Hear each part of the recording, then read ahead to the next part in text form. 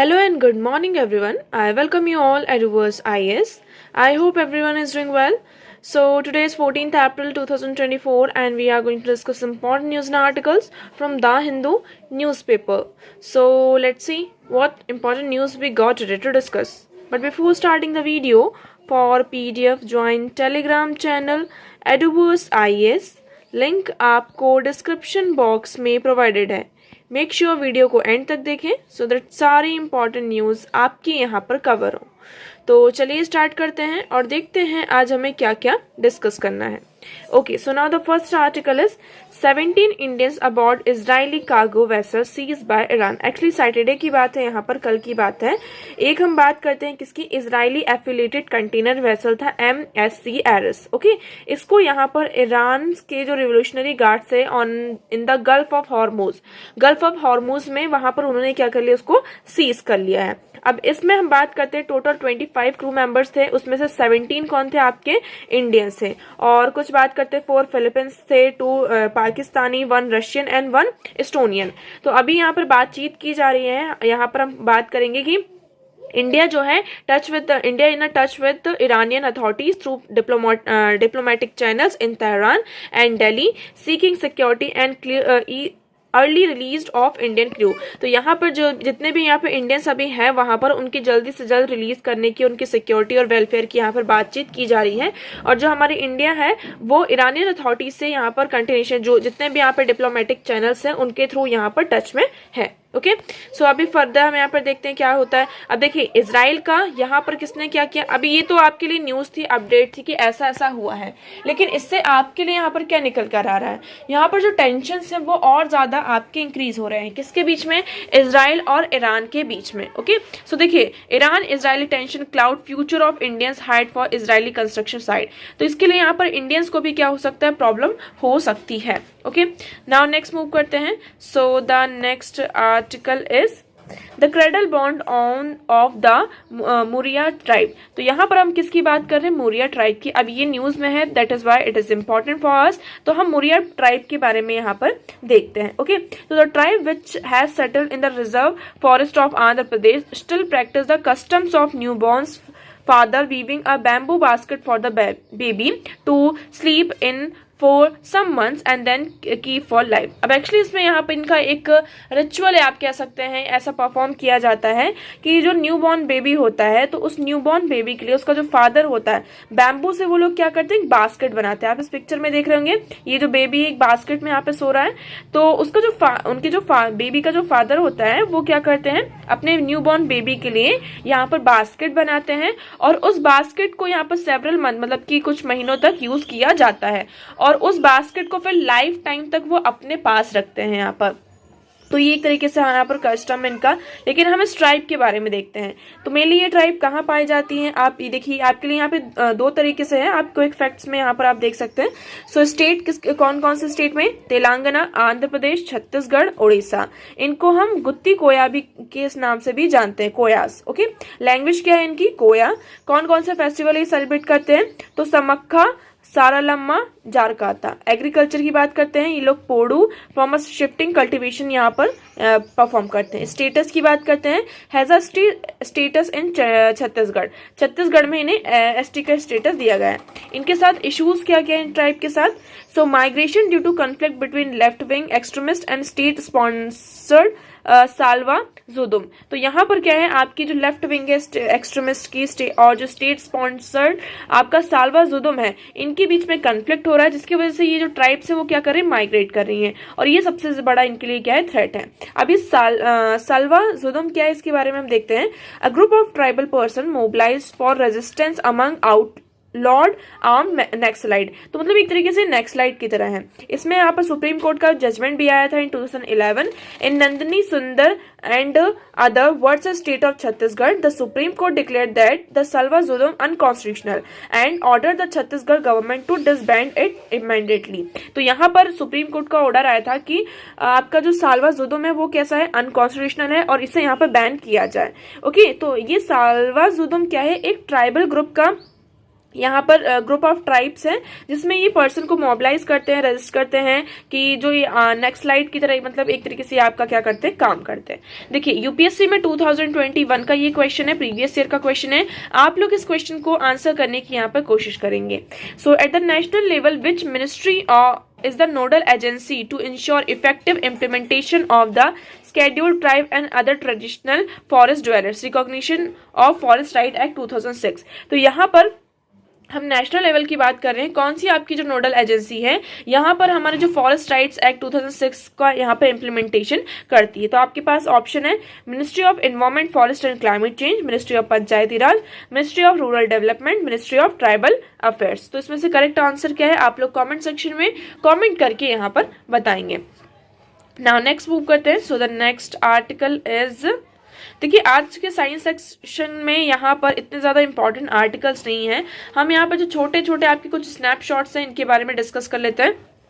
So the thin oil films enable water mixtures and surface। Okay, अब यहाँ पर actually हुआ क्या है, thin oil film absorb onto the surface of water। जैसे कि आपने पानी देखा होगा, पानी में जब कई दिनों तक उसके ऊपर ऑयल रहता है तो उसकी एक फिल्म जैसी बन जाती है, मतलब पतली पतली सी एक परत बन जाती है, एक लेयर बन जाती है। ओके, सो इसमें ये कहा जा रहा है कि thin oil films absorb into the surface of water droplets led to enormously stable surfactant free oil and water mixture। तो यहाँ पे वो जो लेयर बनती है उससे क्या बनता है, एक सर्फिकेट फ्री ऑयल और वाटर मिक्सचर का यहाँ पर आपको मिलता है। So according to new study the findings demonstrate a mechanism for stabilizing water droplets in a water oil emulsification without the need for a surfactant। तो इसमें ये कहा जा रहा है कि अगर इस तरीके से ये जो मैकेनिज्म यहाँ पर हमें देखने को मिला है, इस मैकेनिज्म का हम यूज कर सकते हैं जो वाटर ड्रॉपलेट्स होते हैं आपके, उनको स्टेबलाइज करने के लिए। और इसके लिए फिर हमें क्या होगा, जो सर्फिकेंट्स का हम यूज करते हैं टू स्टेबलाइजिंग वाटर ड्रॉपलेट्स, इसका हमें यूज नहीं करना पड़ेगा। सो oil and water can not form homogeneous mixture. ये आप सभी को पता है कि वाटर एंड ऑयल एक होमोजीनियस मिक्सचर नहीं बना सकते। अब ये होमोजीनियस मिक्सचर क्या होता है, होमोजीनियस मतलब कि अगर आपने वाटर में ऑयल को मिक्स किया तो आपने देखा होगा जो वाटर ड्रॉपलेट्स होते हैं और पानी होता है वो आपस में मिक्स नहीं होता है। अगर दूसरे पेज पर हम बात करते हैं, दूसरे साइड में फॉर एग्जांपल आपने वाटर लिया है और उसके साथ कोई ऐसा लिक्विड लिया है जो वाटर के साथ मिक्स हो जाता है और हमें समझ में भी नहीं आता है कि वो वाटर के साथ मिक्स हुआ है या नहीं मिक्स हुआ है, तो टोटली वो वाटर में क्या हो जाता है, डिजॉल्व ऐसी कोई चीज़। जैसे फॉर एग्जांपल आप शुगर लीजिए और वाटर लीजिए, अब शुगर एंड वाटर को जब हम मिक्स कर देते हैं तो उसमें हमें पता नहीं चलता है कि इसमें शुगर है या नहीं है, तो that is called homogeneous mixture.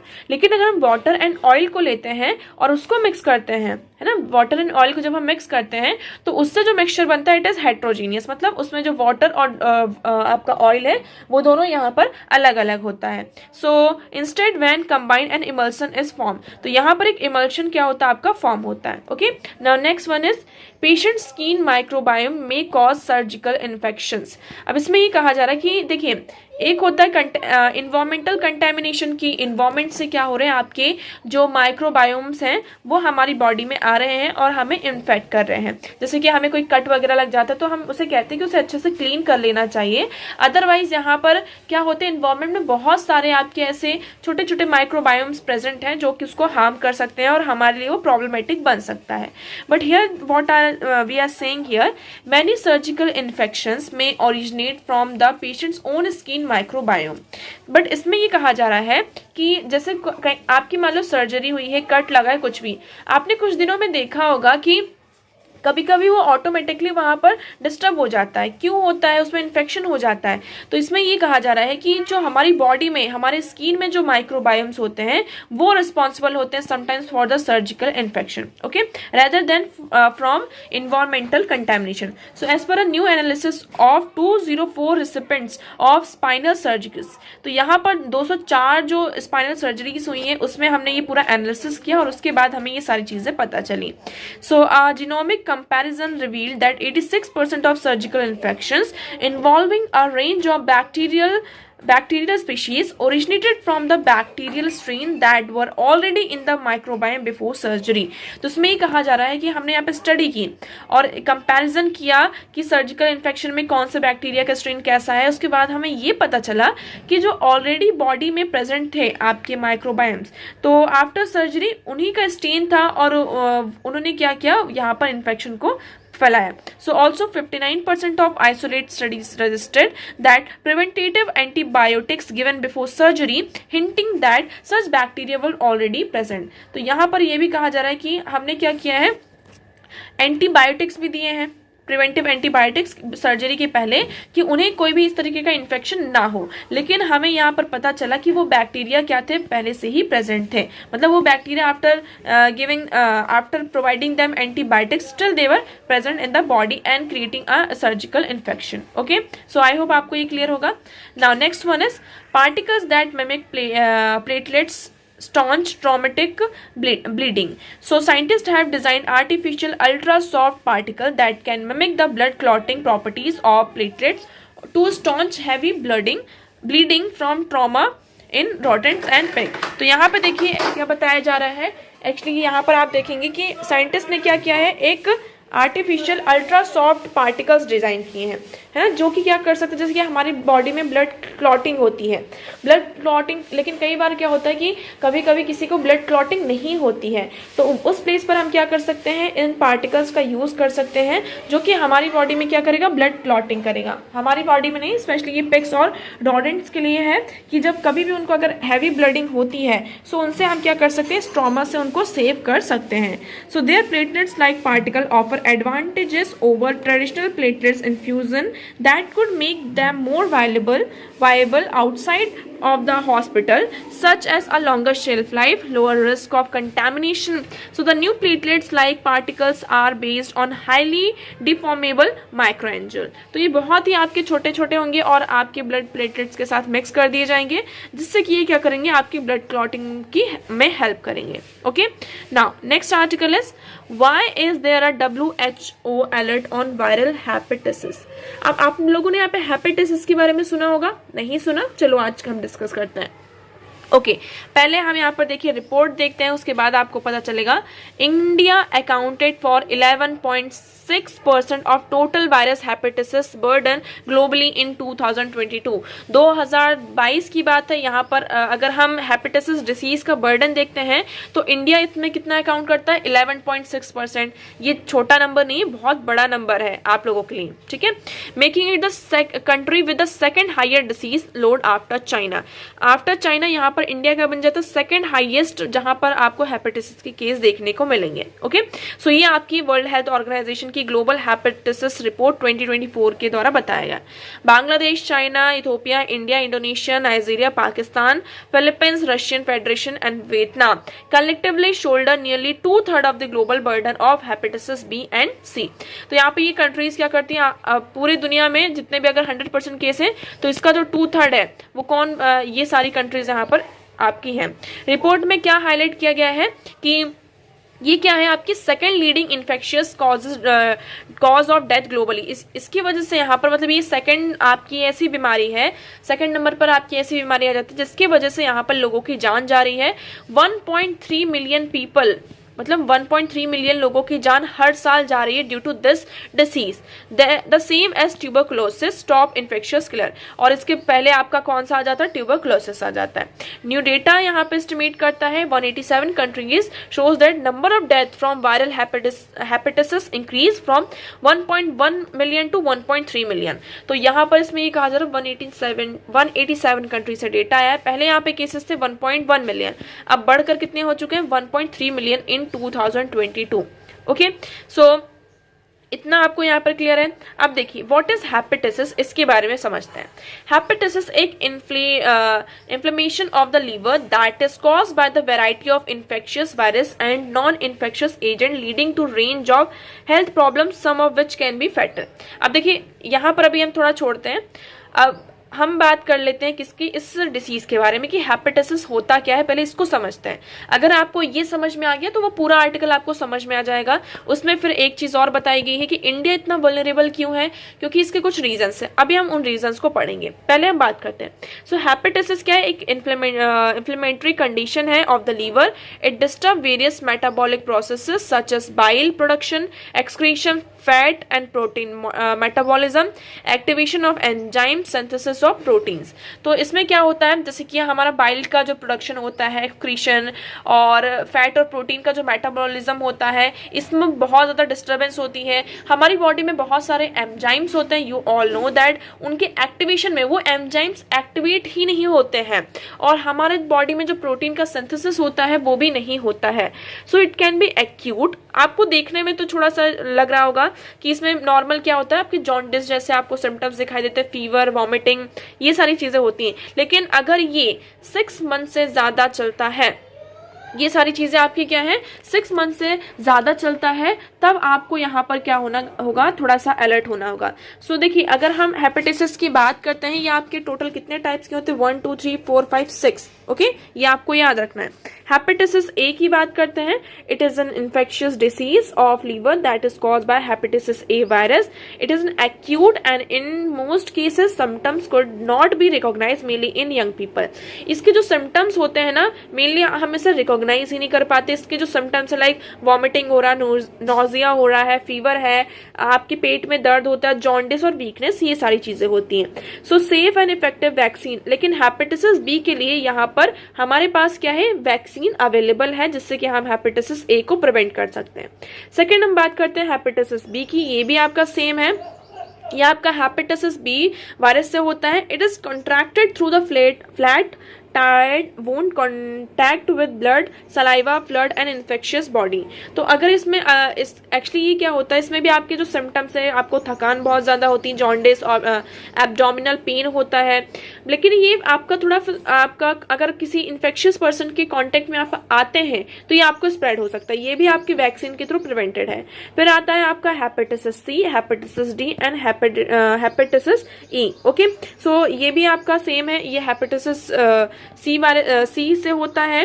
This can be transfer from needle. अब देखिए ये कैसे ट्रांसफर होता है हेपेटाइटिस सी। फॉर एग्जांपल, आपको हेपेटाइटिस, ये ए पर्सन है, इसको यहाँ पर ये हेपेटाइटिस सी की बीमारी है, ठीक है, ये he is infectious with this disease, और यहाँ पे बी है। अब हमने क्या किया, जैसे कई बार आजकल के यंगस्टर्स में आपने देखा होगा ड्रग्स का बहुत ज्यादा यूज होता है, तो यहाँ पर ड्रग्स के लिए वो नेडल का यूज करते हैं। तो अगर हमने सेम नेडल यूज कर ली, उसके बाद हम हॉस्पिटल्स में भी देखते हैं कई बार यहाँ पर क्या होता है, द टाइम ऑफ बर्थ जो पर्सन का बॉडी फ्लूइड निकाला जाता है, इन्फेक्टेड पर्सन का अगर हमने यूज कर लिया, सेक्स के थ्रू भी यहाँ पर अगर आपके मल्टीपल पार्टनर्स हैं और HIV इन्फेक्टेड पर्सन भी, स्पेसिफिकली HIV इन्फेक्टेड पर्सन की बात की जा रही है, तो यहाँ पर आपको ये हेपेटाइटिस सी हो सकता है।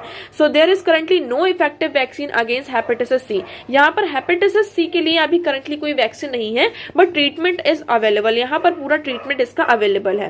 हेपेटाइटिस डी की बात करते हैं, इसमें सीवियर लीवर डिसीज है caused by the hepatitis D virus, spread from infected blood of the wound. अगर आपको यहाँ पे कुछ घाव, मतलब कहीं चोट लग जाती है, तो अगर वो ब्लड इन्फेक्टेड हो जाता है तो यहाँ पर आपका क्या हो जाता है, हेपेटाइटिस डी। और अगर इसलिए हेपेटाइटिस बी के साथ भी कॉन्जुगेशन इसका हो सकता है। So it can be prevented by the hepatitis B immunisation. इसमें अगर हम हेपेटाइटिस बी की जो वैक्सीन है उसको लेते हैं और अच्छे से इसका ट्रीटमेंट होता है तो हम इसको प्रिवेंट कर सकते हैं। ओके, अब देखिए ट्रीटमेंट की बात करते हैं। Hepatitis A E are self limited disease. यहाँ पर ई भी जो है ये सेल्फ लिमिटेड है। Okay, so no specific antiviral medication इसके लिए जरूरी नहीं, but for hepatitis B and C effective medications are available. यहाँ पर एक इफेक्टिव मेडिकेशन आपका अवेलेबल है। ओके, सो आपने यहाँ पर ये सारी चीजें देख ली। यहाँ पर क्या क्या अब इंडिया इतना ज्यादा वल्नरेबल क्यों है, हम इसका रीजन देखते हैं। तो doctors attribute large number of cases of several disease including high population density, lack of awareness to symptoms. यहाँ पर लोगों को सिम्टम्स सिम्टम्स के बारे में अवेयरनेस ही नहीं कि अगर ऐसी चीजें होती हैं तो हमें क्या हो सकता है। स्क्रीनिंग ट्रीटमेंट नहीं है, नॉट अडेयरिंग और having access to good hygienic practices, यहाँ पर गुड हाइजीनिक प्रैक्टिसेस भी नहीं है। Due to that reason India क्या इतना ज्यादा वल्नरेबल है। ओके, अब हम ऐसा नहीं कह रहे हैं कि हमारे पास हेपेटाइटिस बी और सी के लिए यहाँ पर कोई हम उसको प्रिवेंट नहीं कर सकते, प्रिवेंट कर सकते हैं, but lack of widespread screening programme यहाँ पर और लिमिटेड अवेयरनेस होने के कारण यहाँ पर इसका टेस्टिंग इतनी ज्यादा नहीं हो पाती है। सबसे बड़ी बात ये हो जाती है जिसकी वजह से इसका जो कंट्रीब्यूशन है केसेस में बहुत ज्यादा क्या हो रहा है, आपका इंक्रीज हो रहा है। Okay, so the physician added that another important factor contributing to the rising number of hepatitis cases in the increasing prevalence of non-viral form of the disease such as alcoholic liver, non-alcoholic fatty liver disease. Doctor noted that the high consumption of alcohol particularly in urban areas had led to significant increase in ALD cases. तो यहाँ पर ALD आपके जो alcoholic liver disease के cases हैं वो increase हो रहे हैं।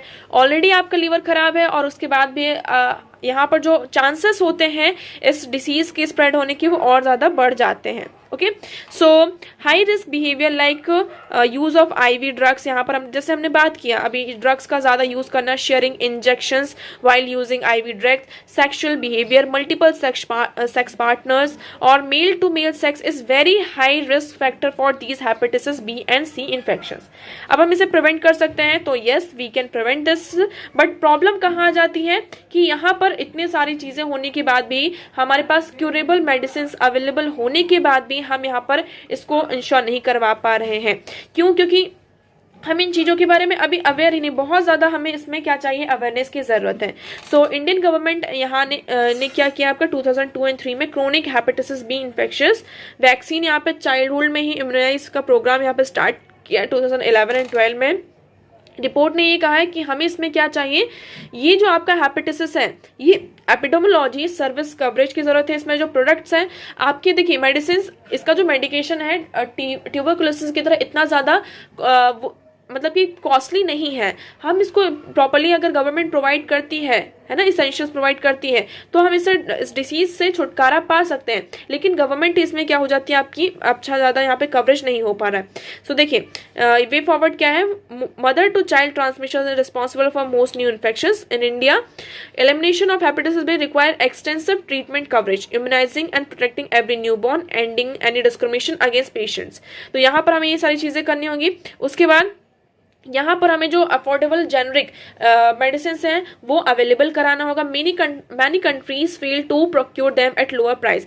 यहाँ पर बहुत सारी कंट्रीज हैं जो ये इन बीमारी मतलब कि जो आपके मेडिसिन आती हैं उसको लो प्राइस पे प्रोक्योर कर पाए। अभी प्राइसिंग सबसे बड़ा प्रॉब्लम हो जाता है, जिसकी वजह से आउट ऑफ पॉकेट एक्सपेंडिचर आपका इंक्रीज होता है और फिर लोग सोचते हैं कि जाने दो, हमें इतना ज़्यादा यहाँ पर कोई इशू नहीं है। ओके, सो आई होप आपको ये पूरा आर्टिकल यहाँ क्लियर होगा। सो आज की न्यूज़पेपर में इतने ही इंपॉर्टेंट आर्टिकल्स थे। आई होप आपको सारी चीज़ें क्लियर होंगी, but still if you have any doubt you can ask in comment section. आज का वीडियो कैसा लगा एक बार कमेंट सेक्शन में ज़रूर बताइएगा। अगर वीडियो पसंद आया हो तो उसे लाइक करना, चैनल को सब्सक्राइब एंड शेयर करना ना भूलें। So that's for all today. Thank you so much for discussion.